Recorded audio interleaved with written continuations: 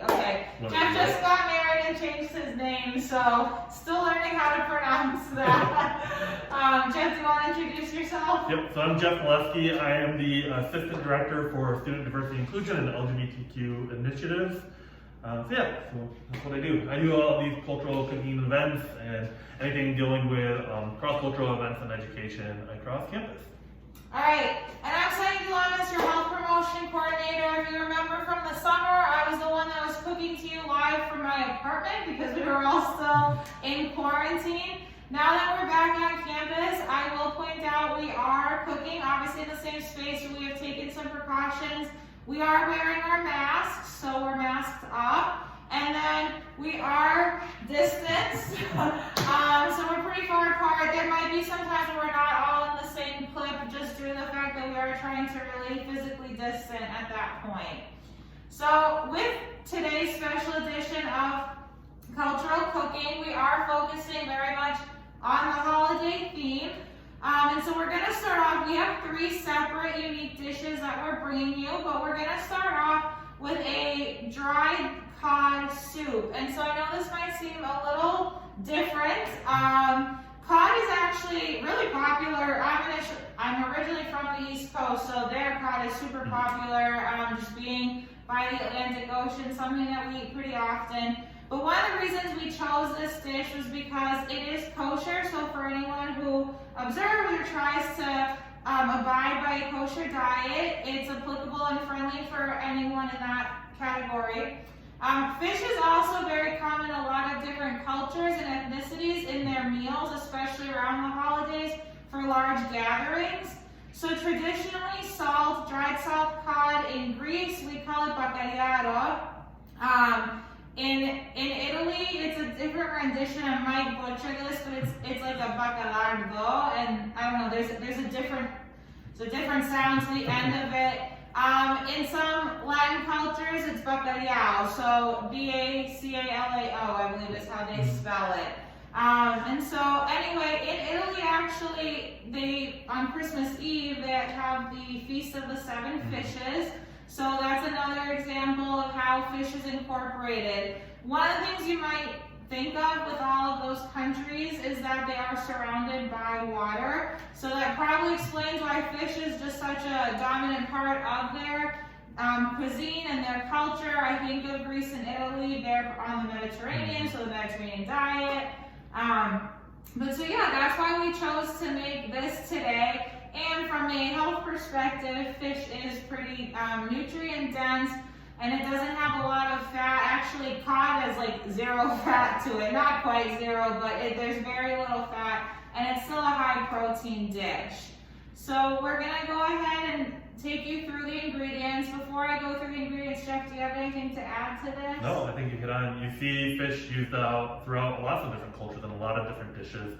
A lot of different gatherings, especially around the holidays, but really any type of celebration. You'll see oftentimes in many cultures throughout the whole entire world, they use fish. So I think it's really relevant when we think about the type of cooking that we're doing and bringing something to your own home. And just to let you know, from a cost perspective, the fish was, for the soup, it was the most expensive part of this dish. It came out to around $11.50 per pound, and we are using 1 pound of fish. But honestly, everything else was like either stuff that you might have in your pantry, like I think of onions and garlic. I tend to always have those on hand. We have diced tomatoes, so everything else is pretty affordable. And it does serve over 6 people. So I mean, if you think about the actual total breakdown, it is an affordable dish to make. All right, so starting off, as I mentioned, we have a pound of bacalao, or I'm saying the Greek version of it, whoops. But so anyway, the reason I have it in a bowl is because with dried salted cod, you're supposed to keep it in a bowl full of water for 12 hours minimum, and change out the water every 2 to 3 hours to really drain out that salt. That being said, we're not actually going to be adding extra salt into this. So that's just the way they, I guess, go about packaging or like keeping it preserved so that they can sell it. But you do want to rinse out the the salt. So we have it sitting in water here that we'll take it out before we put it into the soup. We then have a can of diced tomatoes. We have the 28-ounce can. If you find the one that has the reduced sodium or no sodium option, please go with that. If not, that's okay too. Again, I told you we're not going to be adding extra salt into this dish. Diced tomatoes is cost like 94 cents. So this is what I'm trying to tell you. It's very affordable. We have some sliced almonds. If you don't like almonds, you could probably choose to swap them out with another nut. If you don't have sliced almonds, you don't have to feel pressured to go out and buy sliced almonds. You could probably just crush up a few on your own and dump them in. That'll be fine. We have parsley. So this was the one area where I definitely chose the easy way out just due to time and everything. You could buy fresh parsley that you wash and then you chop up. This parsley is awesome. It is slightly dried. You do buy it in the refrigerated section, but it's already chopped for you. So I just have to take my measuring spoon and scoop it out. All right, we have our manzanilla olives that are stuffed with the pimento pepper inside of them. These a lot of people tend to have on hand just to put them in their salads and stuff. We have 2 bell peppers. The initial recipe does call for red bell peppers, but if in your fridge you have different colored bell peppers, that's fine. I would avoid the green ones just because they're not going to have the sweetness, but anything from yellow to red, you're good. My mask. Okay, and then we have 1 yellow onion. If you have a white onion or red onion, that's fine. You can use it. If you don't find onions in your shallots, I would recommend probably using about 2 shallots to equal the size of it, but that's fine too. It then calls for 4 cloves of garlic, which we have. We're gonna mince it. If you don't have cloves of garlic, but you have the minced garlic, by all means that works as well. And then potatoes, we chose the blushing bell potatoes because they're pre-washed, so again, convenience factor right here. If you don't use these potatoes, but say you have red potatoes in your house, that would work fine too. Just make sure it's something where you can eat the skin. And then if you do have potatoes that do not specifically state they have been pre-washed, please make sure to wash them on your own in addition to the bell peppers. Whenever you're dealing with fresh produce, just wash it to obviously remove off any dirt, but then other people are touching it at the grocery store. Just kind of helps remove some bacteria that might sit on it. Okay, and then we'll need a little bit of olive oil to help begin saute our onions and garlic, and then we have distilled white vinegar. So before we start cooking, as with all of our other videos that we have created, you should probably know the drill by now, but we wash our hands.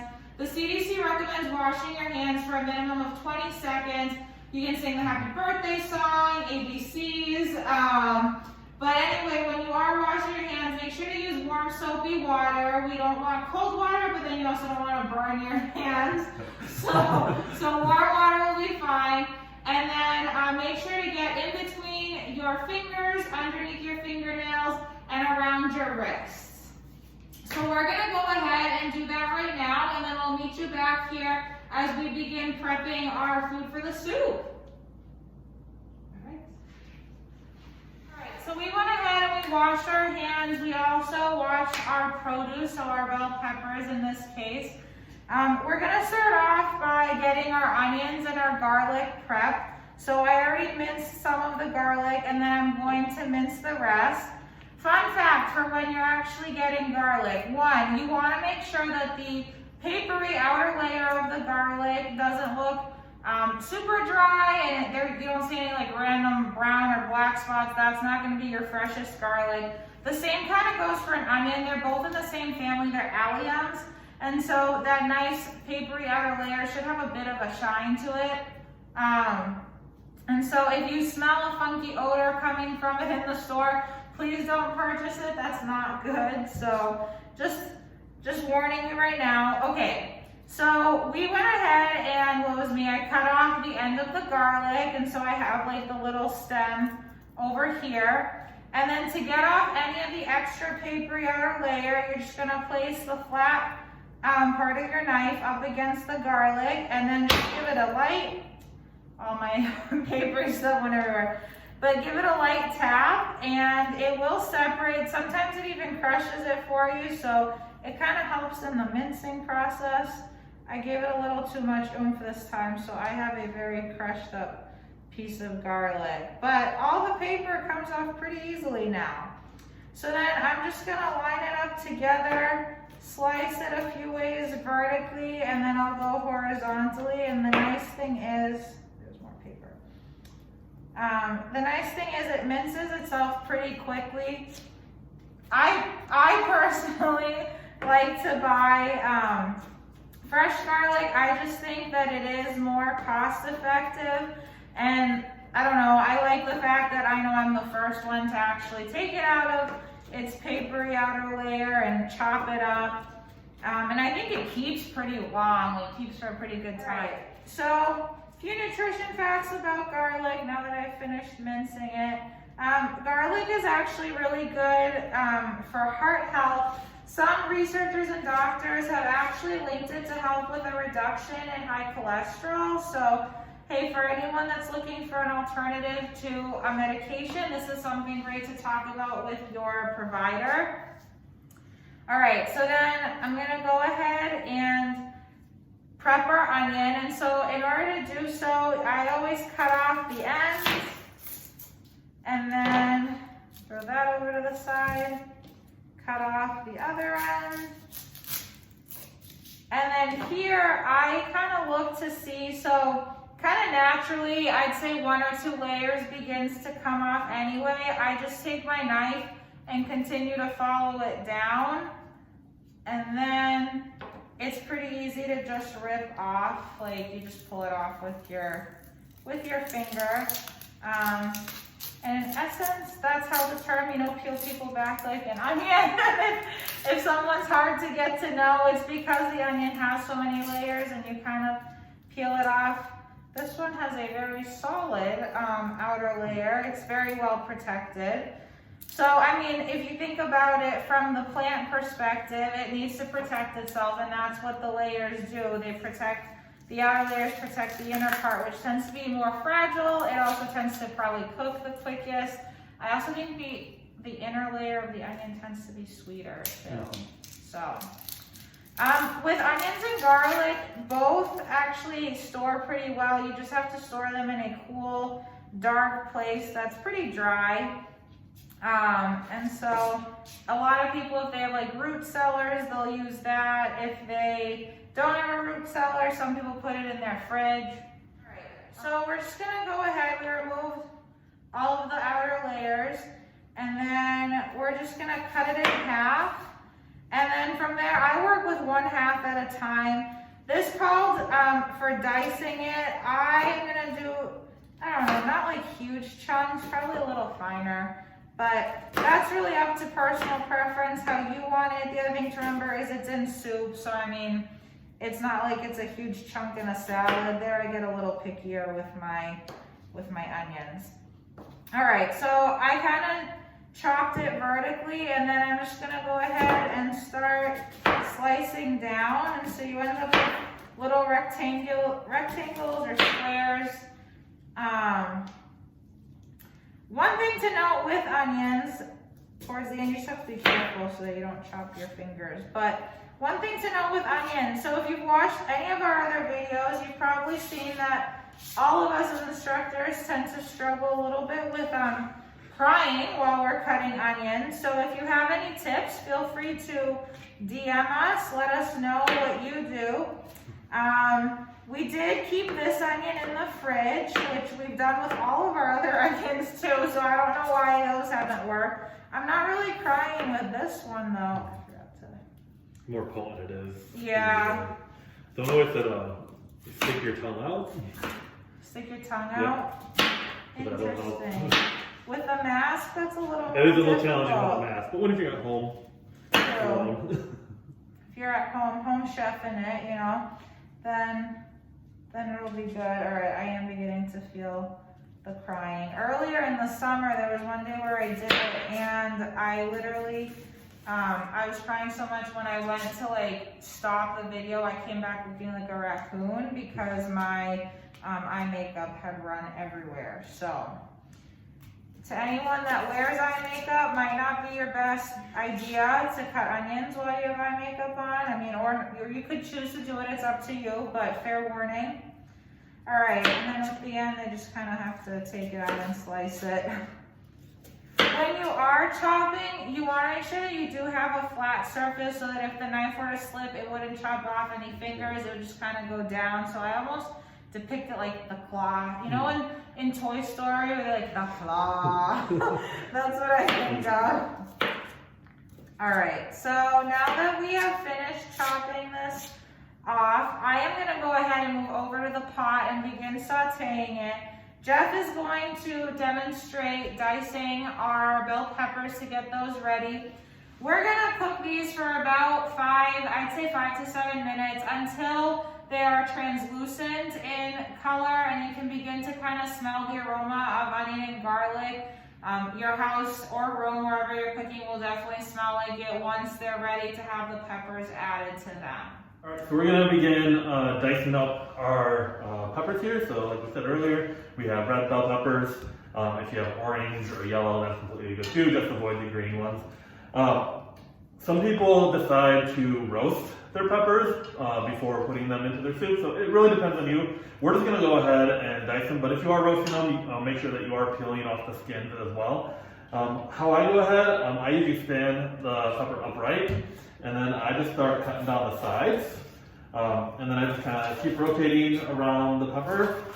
So part of it is you don't want to get this white part because that's really bitter. That's something that you do want to avoid.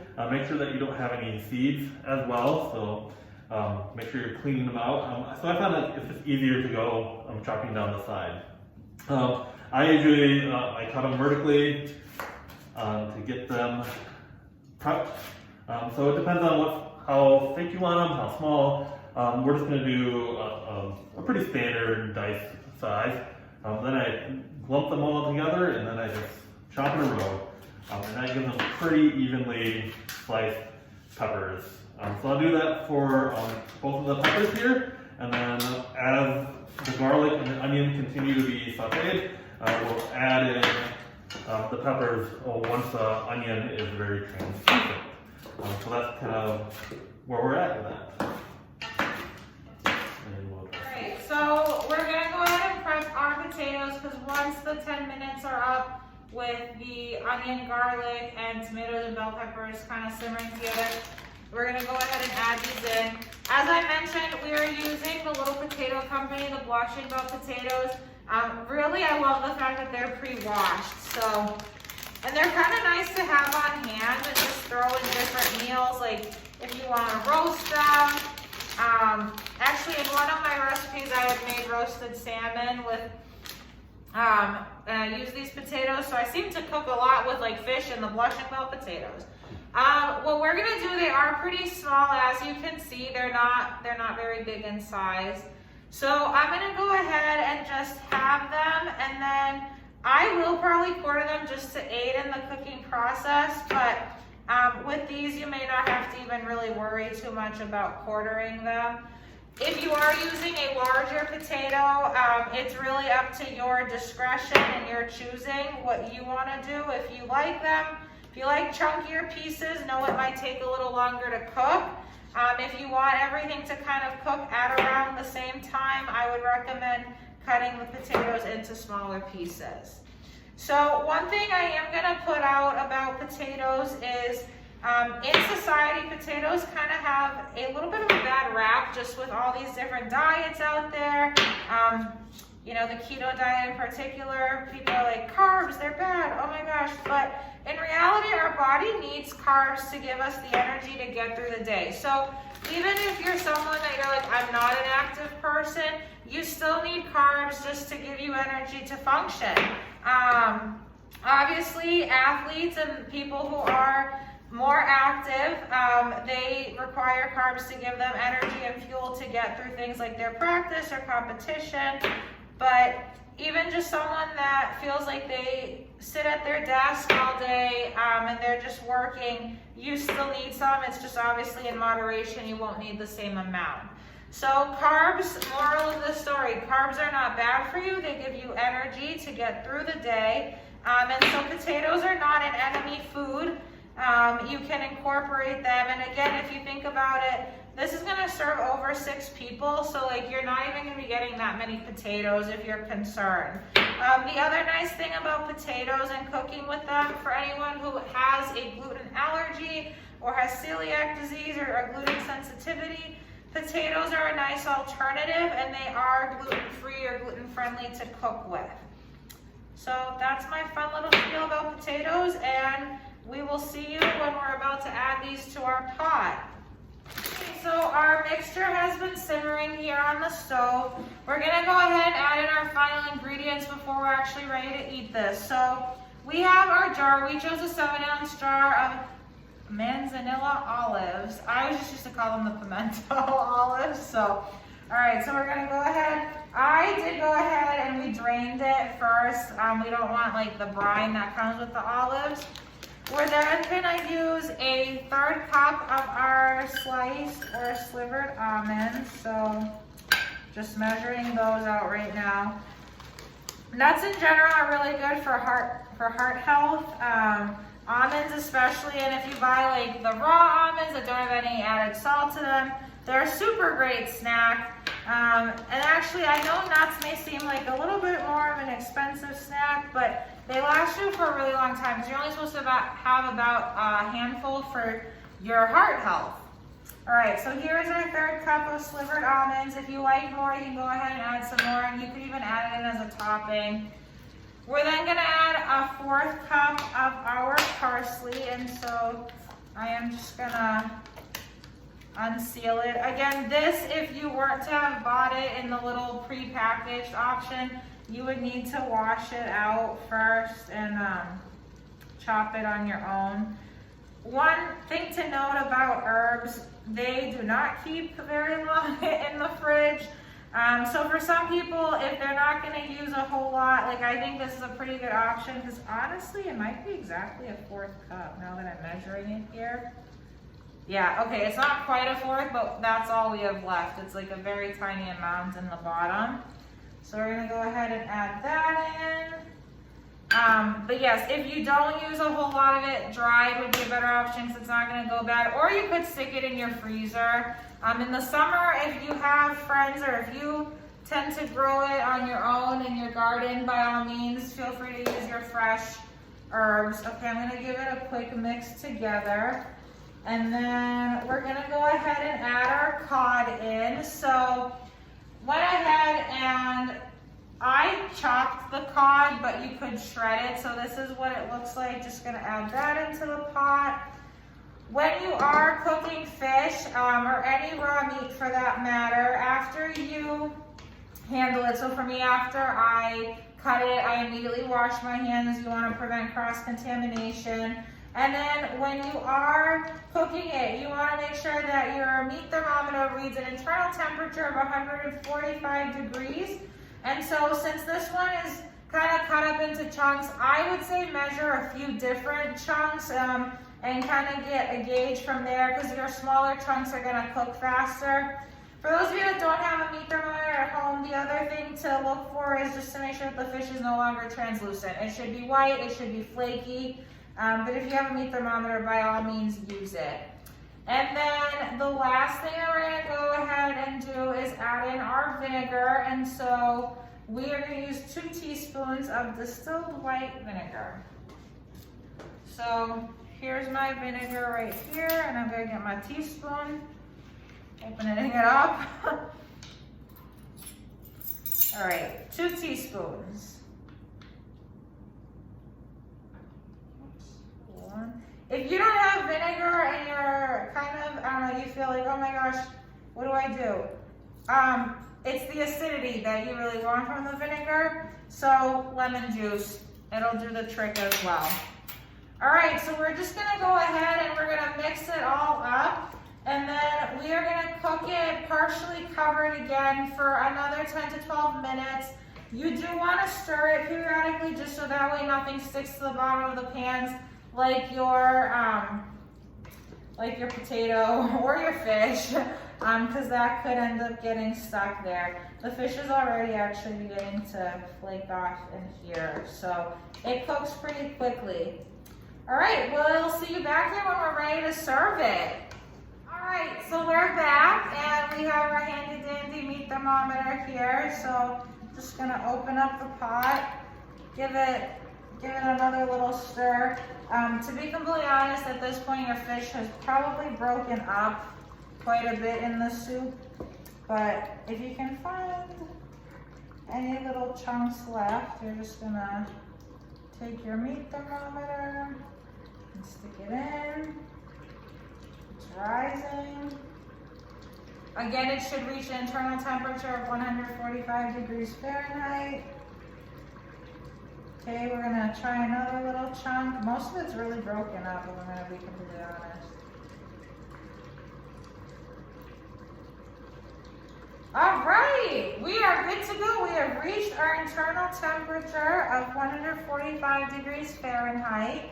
And we're gonna turn this off and enjoy. So thanks for joining us. You'll see us when we're ready to cook our next two dishes.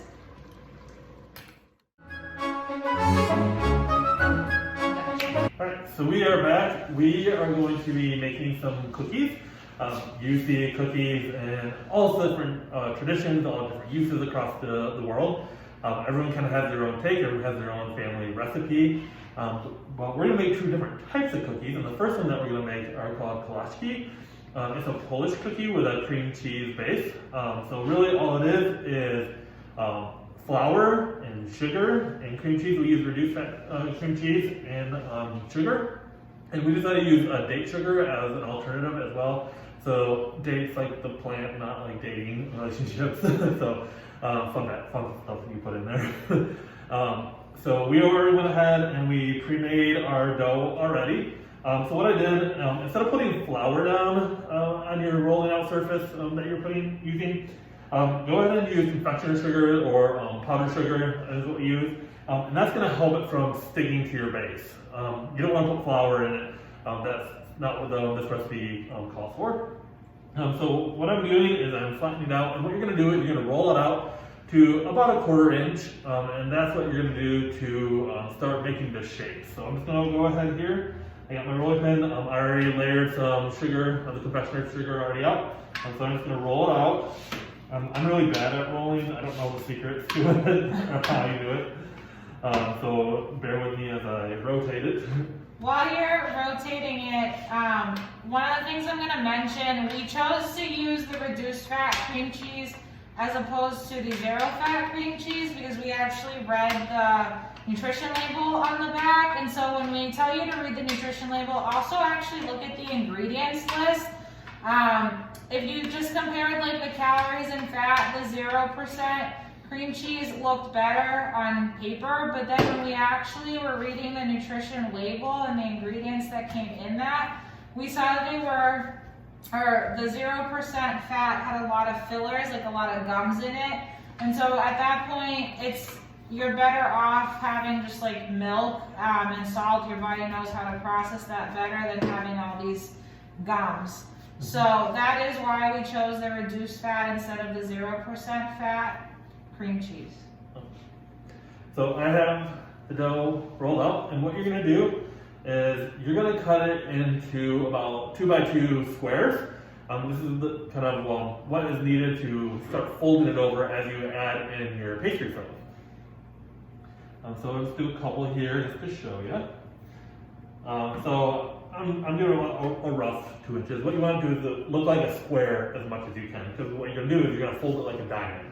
I guess is the best way to describe it. So I have it a nice little square here, so this is kind of what it looks like, a little square. And what you're going to do is in the middle put about a teaspoon or so, just a little tiny dollop of any type of pastry filling. Traditionally it's like a raspberry filling or apricot, but really it's whatever you want, as long as it is a pastry filling. You don't want like the whole cherries or whole apple, like the pie filling. We want the pastry filling. So we're just going to add a little dollop to that. So we have a cherry filling here. And what you're gonna do is you're gonna grab the corners, Opposite corners. and you're just gonna fold one over the middle, and then you fold the other one over, and you get a nice looking little pastry as such. So we're gonna continue those. We have our oven preheated at 350 degrees Fahrenheit, and we'll continue to make these, and then we'll bake them and we'll enjoy them. Before we let you go and meet you after, or we'll meet you when we put them in the oven, we did put parchment paper down on our cookie sheets for easy cleanup, so that's one thing that we're all about, that easy cleanup. And if you actually think about the ingredients that go in this, other than the confectioner's sugar, which we have to have down at the bottom so that the dough doesn't stick, the recipe is, we were able to use avocado butter instead of like dairy butter. So if anyone has a sensitive to lactose or you're lactose intolerant, you can eat these. It is a good alternative. You could also probably use almond flour. So if you are gluten free and you can't have flour, almond flour is a good option to substitute these with. And I just use whole wheat flour for these ones, versus using like the all-purpose flour. All right, so we will see you when we're putting them in the oven. All right, so our koloski are ready to go into the oven. So they'll go in for about 25 to 30 minutes at 350 degrees Fahrenheit. So we'll check on them about halfway through just to make sure, and then rotate the pan as well, and then they'll be done in about 25, 30 minutes. All right, so our koloskis are done, and this is the finished product. So typically, you would take powdered sugar, confectioner sugar, and you would dust them over it as well. Give it time to cool, and then they're ready to be consumed. They're delicious. Okay, so our last and final thing that we're gonna make here is manzanilla. So they're also known as Phoenica. These are a Greek cookie, depending on what part of Greece you're from. Manzanilla and Phoenica could be referred to as two different things. I've always grown up kind of calling them, or using the term interchangeably. So in true Martha Stewart, Julia Child, Jack the Pen fashion, we pre-made the dough. The dough is made using a 1/4 pound of butter. We use vegan avocado oil butter, so that's just for heart health. Again, if someone has an intolerance to dairy, or they just get like their stomach gets sensitive when they have it, this is a good option, a good alternative. We use 1.5 cups of extra virgin olive oil. Like the koloski, we use date sugar instead of regular sugar. So it normally calls for a cup of sugar, and we use a cup of date sugar. When we were looking it up, you do actually kind of do a 1-to-1 ratio for date sugar to regular sugar. So I know with honey it changes a little bit. We then use 1 cup of orange juice, so that's empty, but that was in there. Try not to get orange juice with added sugar, make sure it's just the oranges. If you want to squeeze your own orange too, that's completely fine, go for it. We then use 5 teaspoons of baking powder and 3/4 teaspoon of baking soda, and that's just to kind of help it rise. We use 1 tablespoon of cinnamon, and we'll use this again. These cookies do get dipped in like a honey sauce, glaze, however you want to call it, and so we'll use the cinnamon again there. We did use 6 to 7 cups of flour. Jeff was the one that pre-made these. He used whole wheat flour. So they do have a brown color naturally, but then obviously that kind of aids in giving it that brown color.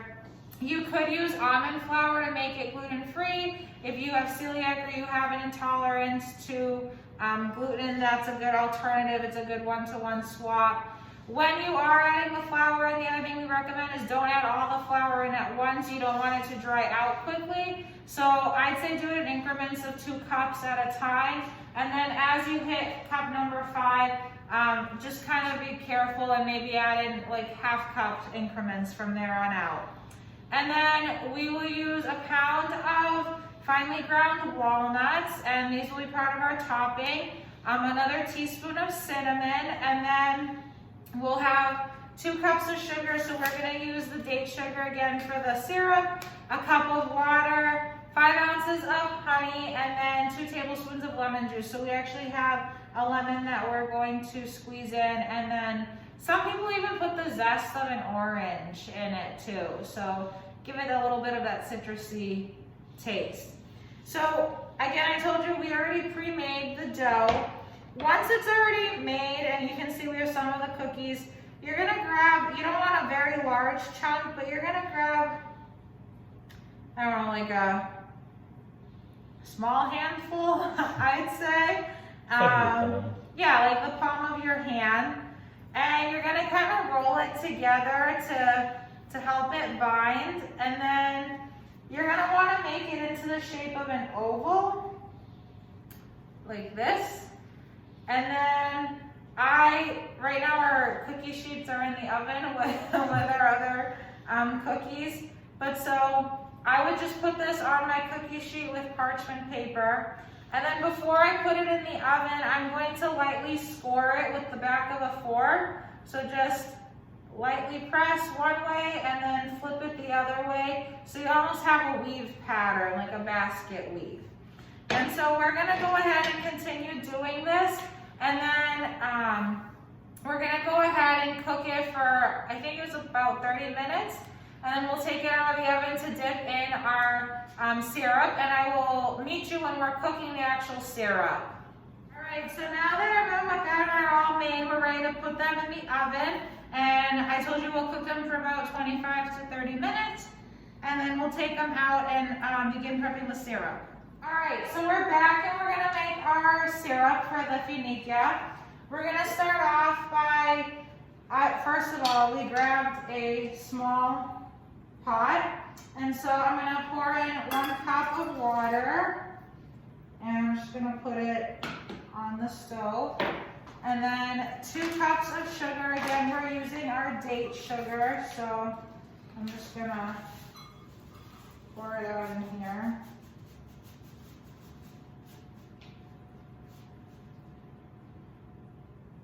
So the nice thing about the date sugar is that they literally just flatten the dates, and so you still get a lot of the fiber, and it's less processed. So for anyone that feels like sugar bothers them, this is a less processed option.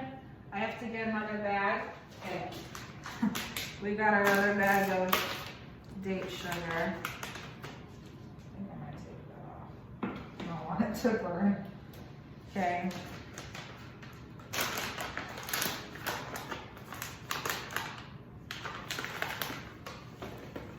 So Jeff actually told us this tastes like raisins. He got to sample the date sugar.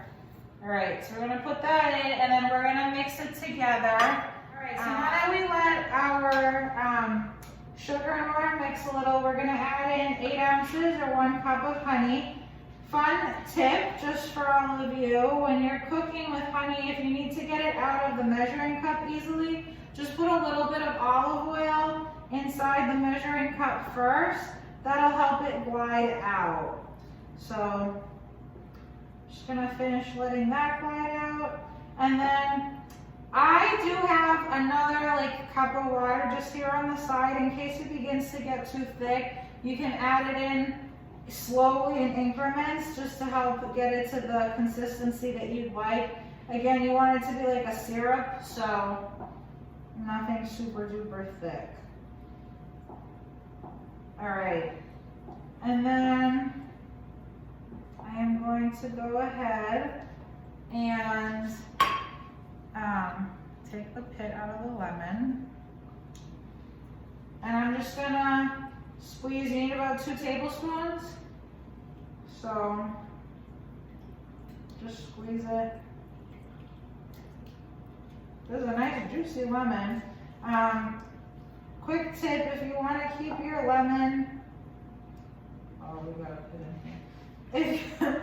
If you want to keep your lemon, or if you want to get the most juice out of your lemon, I recommend keeping it out at room temperature for a little bit. All right, so I think that's about 2 tablespoons. And then we're gonna go ahead and add in just a little bit of zest from one orange. I went ahead and I also washed the orange, and so just like you would wash an apple or a pear or our bell peppers like we did earlier, just rinse out the outside because you are using the rind in this case, you are using the zest. And so just take your zester. Sometimes it requires a little bit of elbow grease. And you don't need much, you literally just like twice.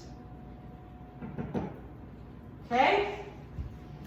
And then you're gonna take 1 teaspoon of cinnamon.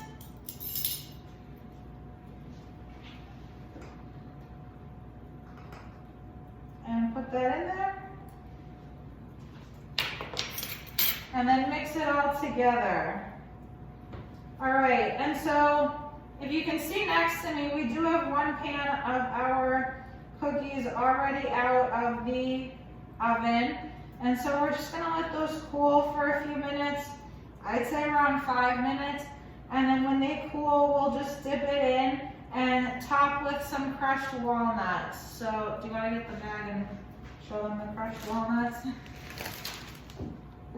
So those are our crushed walnuts, and we'll just top it off all together and you'll see the final product. So we're ready to dip our cookies in. Here's our cookie. This one has now cooled off thoroughly. And we're using a slotted spoon to help us, well, better. That way, like, it can drain. It doesn't just sit in it. And so we're just gonna quickly dip it in.